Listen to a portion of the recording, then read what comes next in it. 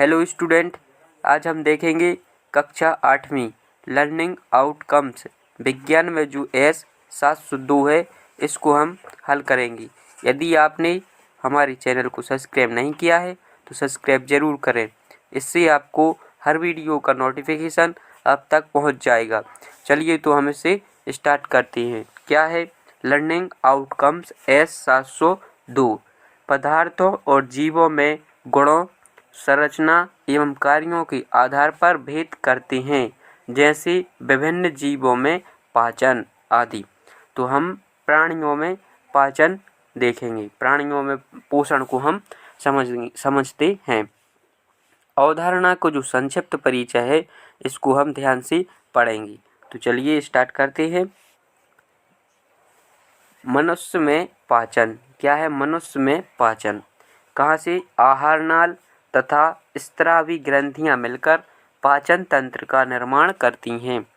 इसके जो भाग हैं प्रमुख कौन कौन से? सबसे पहली शुरुआत पाचन की कहाँ से होती है? मुँह गुहा से। मुँह से पाचन की शुरुआत होती है और ग्रसिका के द्वारा आमाशय में भोजन चला जाता है। फिर क्षुद्रांत मतलब छोटी आंत, बृहदांत बड़ी आंत और गुदा द्वार से पाचन क्रिया जो है समाप्त हो जाती है। अब पाचक रस स्रावित करने वाली ग्रंथियां कौन कौन सी हैं? तो पाचक रस स्रावित करने वाली जो ग्रंथियां हैं, लाला ग्रंथि या लार ग्रंथि बोलती हैं इसको। फिर यकृत और आमाशय, इन ग्रंथियों से पाचक रस स्रावित होता है। अब हम क्या देखेंगे? जो मुख है या मुख गुहिका है इसको हम पढ़ेंगे। तो यहाँ क्या होता है? जो मुख है या मुख गुहिका, यहाँ भोजन को चबाया जाता है और लाला ग्रंथियों से स्रावित होती है। ग्रसिका दूसरा है जो ग्रसिका, हमने मुँह में दांतों से चबाया हुआ भोजन है जो वह ग्रसिका में आता है। निगला हुआ भोजन है जो ग्रसिका में आता है और लगातार संकुचन से नीचे की ओर सरकता जाता है और फिर कहाँ पहुँच जाता है? आमाशय में। आमाशय में क्या होता है? आमाशय की जो आंतरिक स्तर में हाइड्रोक्लोरिक अम्ल पाचक रस स्रावित होता है। पाचक रस है जो स्रावित होता है, जो प्रोटीन को सरल पदार्थों में विघटित कर देता है। यहाँ पर है जो प्रोटीन को सरल पदार्थों में विघटित कर देता है। अब अगला भाग है जो क्षुद्रांत या छोटी आंत। यह है जो यकृत और आमाशय से स्रावित प्राप्त करती है। यहाँ यकृत से निकला पित्तरस व आमाशय से निकला अग्न्याशयी रस कार्बोहाइड्रेट वह प्रोटीन का प्रक्रिया करके क्या करता है? कार्बोहाइड्रेट को ग्लूकोज में बदल देता है और जो वसा को वसा अम्ल और ग्लिसरॉल में तथा जो प्रोटीन एमिनो अम्ल में परिवर्तित कर देता है। अब जो क्षुद्रांत की भित्ति में क्या पाए जाते हैं? दीर्घरोम। क्षुद्रांत की भित्ति में है जो दीर्घरोम की सहायता से जो पचा हुआ भोजन है, भोजन का क्या होता है? अवशोषण तथा यह रुधिर वाहिकाओं में चला जाता है। अवशोषण होकर यह रुधिर वाहिकाओं में चला जाता है। अब हम देखेंगे बृहदांत्र क्या है जो, इसको हम देखते हैं तो बड़ी आंत। इसका मुख्य कार्य क्या है? इसका जो मुख्य कार्य है जल का अवशोषण करना, जल एवं लवणों का अवशोषण करना। बचा हुआ अपचित पदार्थ है जो मलाशय में अर्ध ठोस के रूप में समय समय पर शरीर से बाहर निकाल दिया जाता है। अब हम देखते हैं जो हमारी क्रिया यहाँ मुँह से स्टार्ट हुई थी और ये ग्रास नली है, यहाँ से आमाशय में होती हुई छोटी आंत की बाद बड़ी आंत से खत्म हो जाती है पाचन की क्रिया। अब हम देखेंगे जो घास खाने वाले जंतुओं में पाचन। जो घास खाते हैं उनमें हम पाचन देखेंगे। तो देखिए जो जुगाली करने वाले जंतु रूमिनेंट में आमाशय 4 भागों में बटा होता है। 4 भागों में बटा होता है। रुमेन में भोजन का आंशिक पाचन होता है। प्रारंभ में क्या होता है? आंशिक पाचन होता है, फिर जिसे जुगाली कहते हैं, परंतु बाद में जंतु इसके छोटे छोटे पिंडकों के रूप में पुनः मुंह में लाकर चबाता रहता है। जो घास है, घास में एक प्रकार का कार्बोहाइड्रेट पाया जाता है, उसका नाम है सेलुलोज। एक प्रकार का कार्बोहाइड्रेट अधिक मात्रा में होता है। रुमेन में सेलुलोज का पाचन करने वाले जीवाणु पाए जाते हैं। क्या पाए जाते हैं? जीवाणु। सेलुलोज में क्या पाया जाता है? घास में क्या पाया जाता है? जो घास में सेलुलोज प्रकार का एक कार्बोहाइड्रेट होता है। अब देखते हैं जो हम अमीबा। अमीबा में पाचन। अमीबा में संभरण एवं पाचन। अमीबा किस प्रकार से पाचन करता है उसको हम समझेंगे। देखिए, तो अमीबा पादाप की सहायता से, किसकी सहायता से? पादाप की सहायता से भोजन पकड़कर निगलता है और खाद्य पदार्थ उसकी खाद्य धानी में फंस जाती है। खाद्य धानी में पाचक रस। पाचक रस कहाँ से प्राप्त होता है? खाद्य धानी से। खाद्य धानी से पाचक रस। खाद्य धानी में जो पाचक रस खाद्य पदार्थों पर क्रिया करके उन्हें सरल पदार्थों में बदल देती हैं और बचा हुआ खाद्य धीरे धीरे अवशोषित हो जाता है। ये अमीबा में जो पाचन है, हमने उसकी क्रिया को देखा। चलिए, तो सभी स्टूडेंट अब आप प्रश्नों की हल करने के लिए तैयार हो जाइए। सबसे पहले हम देखेंगे अभ्यास वर्कशीट 1। इसके प्रश्न हैं, उनको हम हल करेंगे और आप सभी को याद करना है। तो पहला प्रश्न है, मानव पाचन तंत्र के मुख्य भागों के नाम लिखना है। जो मानव पाचन तंत्र के मुख्य भागों के नाम हमें लिखना है। तो हम इसके उत्तर में क्या लिखेंगे? इसके उत्तर है मानव पाचन तंत्र के जो मुख्य भाग हैं उसमें नंबर 1 है मुख्य। मुख्य गुहिका सबसे पहला भाग है जो मुख्य गुहिका। दूसरा है ग्रेसिका। तीसरा है आमाशय। फिर है क्षुद्रांत मतलब छोटी आंत, बृहद आंत्र बड़ी आंत और आखिरी है जो गुदा। यहाँ से जो पाचन तंत्र की क्रिया है, मनुष्य में पाचन तंत्र है जो वह की क्रिया समाप्त हो जाती है। अब हम देखते हैं जो अगला क्वेश्चन है दूसरा। यह है जो पाचक रस स्रावित करने वाले प्रमुख ग्रंथियां कौन सी हैं? पाचक रस है जो कहाँ से निकलती हैं, वो ग्रंथियों की हमें नाम लिखना है। तो सबसे पहले लिखेंगे पाचक रस स्रावित करने वाली प्रमुख ग्रंथियां। लाला ग्रंथि मतलब लार ग्रंथि, फिर यकृत और आमाशय। इन ग्रंथियों से क्या निकलता है? पाचक रस स्रावित होता है। तीसरा क्वेश्चन है जो प्रोटीन का पाचन। क्या है? प्रोटीन का पाचन पाचन तंत्र के किस भाग में होता है? इसका मतलब है प्रोटीन का पाचन हमारे शरीर में कहाँ होता है। तो इसका हम आंसर लिखेंगे प्रोटीन का पाचन है जो हमारे शरीर में कहाँ? आमाशय में होता है। प्रोटीन का पाचन कहाँ होता है? आमाशय में होता है। अब देखते हैं जो अगला क्वेश्चन है, चौथा प्रश्न है। यह क्या है? दीर्घ रोम कहाँ पाए जाते हैं?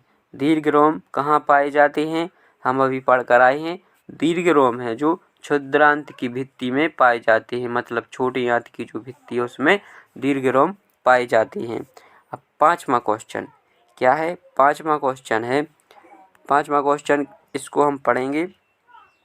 बृहदांत्र का मुख्य कार्य क्या है? बृहदांत्र बड़ी आंत का जो कार्य है हमें वह लिखना है।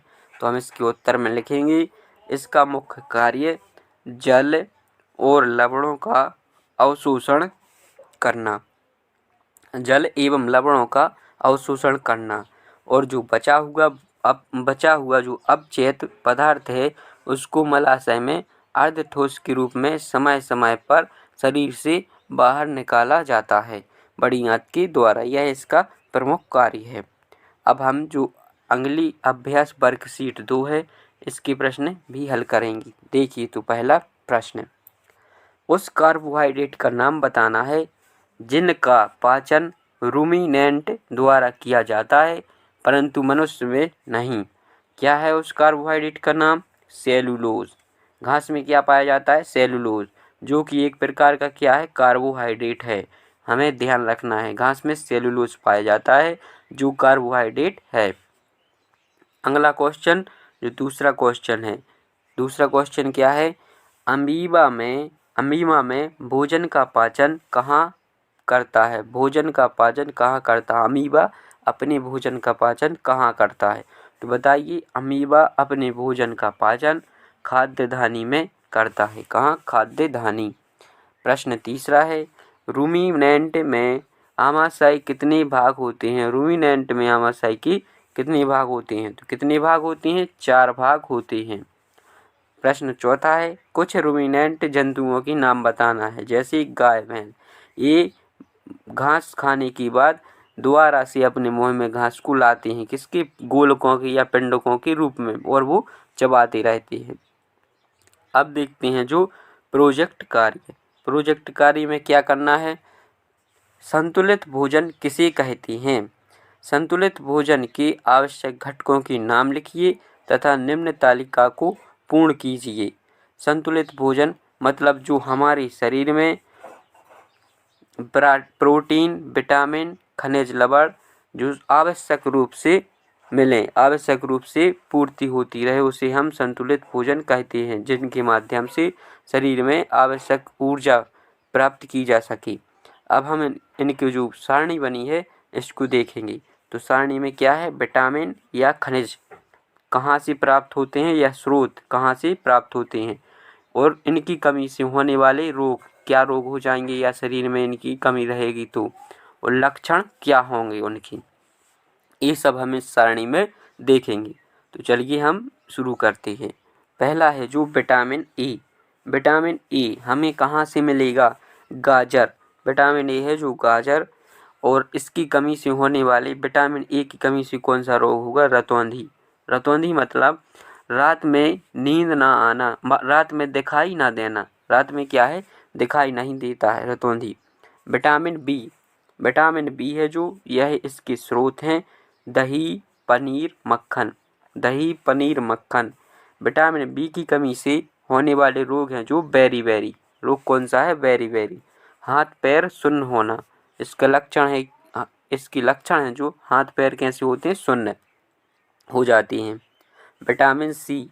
खट्टे पदार्थों में, सभी जो खट्टे पदार्थ है उनमें विटामिन सी पाया जाता है, जैसे नींबू, संतरा, आंवला। आंवला है जो विटामिन सी का सबसे अच्छा स्रोत है। इसकी कमी से होने वाला रोग है जो स्कर्वी। क्या होता है? स्कर्वी। इसमें है जो दांतों का क्षय होने लगता है, दांतों का जो क्षय होने लगता है। और जो विटामिन डी है, विटामिन डी, अगला है जो विटामिन डी, यह इसका स्रोत है जो सूर्य का प्रकाश है। सूर्य के प्रकाश में जो विटामिन डी का निर्माण हमारे शरीर में होता है। और इसकी जो कमी होती है रिकेट्स है जो हमारी हड्डियों में छोटे छोटे छिद्र हो जाते हैं, जिससे हड्डियां कैसी हो जाती हैं? कमज़ोर। तो लक्षण क्या है? हड्डियां कमज़ोर होना। अगला है जो कैल्शियम। यह कहाँ से प्राप्त होगा? दूध और उसके उत्पादों से कैल्शियम प्राप्त होता है। इसकी कमी से होने वाला रोग है सूखा रोग। इसमें मांसपेशियों में क्या होती है? कमजोरी होती है। अगला है जो आयोडीन। यह कहाँ पाया जाता है? जो समुद्र किनारे पाई जाने वाली घास, उसमें आयोडीन होता है। और इसकी आयोडीन की कमी से घेंघा रोग, कौन सा रोग हो जाता है? घेंघा रोग हो जाता है। घेंघा रोग। इसके लक्षण क्या है? गले में गांठ व सूजन पड़ जाती है, जो गले की जो ग्रंथि है वह सूज जाती है, तो आयोडीन की कमी से वह सूज जाती है। अगला है जो लोहे तत्व। हमारे शरीर में लोहे तत्व की भी आवश्यकता होती है, और इसका जो सबसे अच्छा स्रोत है पालक या हरी सब्जियां। शलजम भी लोहे तत्व का स्रोत है। इसकी कमी से होने वाला रोग है जो हीमोग्लोबिन में कमी। इसके लक्षण है जो थकान, सिर दर्द और चक्कर आना, इसके प्रमुख लक्षण हैं। अब हम देखेंगे स्व आकलन। इन प्रश्नों को भी हम कल हल करेंगे। तो क्या है प्रश्न? निम्न में से सही विकल्प पर सही का चिन्ह लगाना है। क्या लगाना है? सही का चिन्ह लगाना है। पहला प्रश्न, वसा का पूर्ण रूपेण पाचन किस अंग में होता है? पूर्ण रूपेण पाचन अंग हमारी वसा का जो पूर्ण रूपेण पाचन है कहाँ होता है? छोटी आंत में। अगला क्वेश्चन है जल का अवशोषण कहाँ होता है? किस अंग के द्वारा होता है? बृहदात मतलब बड़ी आंत में। अमीबा किस अंग की सहायता से भोजन ग्रहण करता है? अमीबा किस अंग की सहायता से भोजन ग्रहण करता है? पादाप। अगला है जो आमाशय में अम्ल स्त्रावित होता है। कौन सा अम्ल स्त्रावित होता है? हाइड्रोक्लोरिक अम्ल। अब अगला क्वेश्चन है जो हमारा क्या है क्वेश्चन? कॉलम ए में दिए गए कथनों का मिलान कॉलम बी से कीजिए। हमें यहाँ पर जोड़ी मिलाना है। तो कार्बोहाइड्रेट है शर्करा, प्रोटीन एमिनो अम्ल, वसा है जो वसा अम्ल एवं ग्लिसरॉल से मिलेगी। यकृत से पित्तरस निकलता है। अग्नाशय से अग्नाशयी रस निकलता है। ये हमें मिलाना था। प्रश्न क्रमांक 3 है। इसमें क्या करना है? मानव पाचन तंत्र का चित्र बनाना है। सभी छात्र या सभी स्टूडेंट यहाँ पर मानव पाचन तंत्र का चित्र बनाना है। यहाँ पर आप सभी चित्र बनाएंगे।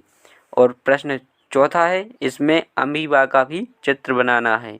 बुक में चित्र बना हुआ है, वहाँ उसकी सहायता से आप यहाँ पर वर्कशीट में मानव पाचन तंत्र का और यहाँ पर अमीबा का चित्र बनाना है। यदि आपको वीडियो पसंद आ रहा हो तो चैनल को सब्सक्राइब और अपने दोस्तों तक शेयर जरूर करें। ऐसे ही और भी वीडियो देखने के लिए प्लेलिस्ट से वीडियो देख सकते हैं।